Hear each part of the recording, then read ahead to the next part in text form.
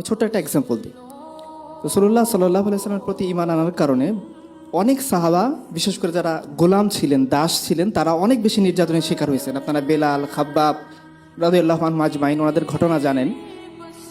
আবু বকর রাদিয়াল্লাহু আনহু ঈমান কবুল করার পরে তিনি যখন প্রথম খুতবা দিলেন বাইতুল্লাহ শরীফে গিয়ে প্রকাশ্যে ইসলামের দাওয়াত দিলেন, তো মুশরিকরা এত বেশি ক্ষিপ্ত হলো যে তাকে মানে একেবারে আধমারা অবস্থায় করে ফেলছে, এবং কাফিররা তাদের বুট জুতা টাইপ শক্ত জুতা দিয়ে তার চাপায় যে গাল যে ছিল সেটা থেতলে দিয়েছে।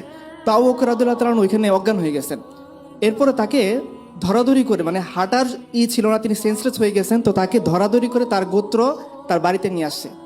তো আবু বকর রাদিয়াল্লাহু আনহু যখন প্রথম সেন্স ফিরে পেলেন, যখন তার প্রথম সেন্স আসলো, তখন তিনি একটা শব্দ উচ্চারণ করছেন যে আল্লাহ রাসূল কেমন আছে। মানে তিনি নিজে সেন্সলেস অবস্থায়, তার গাল থেতলে আছে, তাকে একেবারে পিটুনি দিতে দিতে আদমরা করে ফেলা হয়েছে।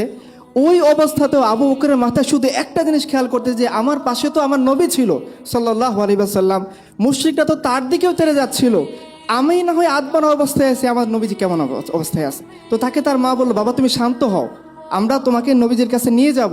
উনি বলেন, আল্লাহর কসম, যতক্ষণ না আমি নিজে না দেখবো আমার নবীজি কেমন আছে, ততক্ষণ পর্যন্ত আমি মুখ দিয়ে একটা দানা পানিও গ্রহণ করব না।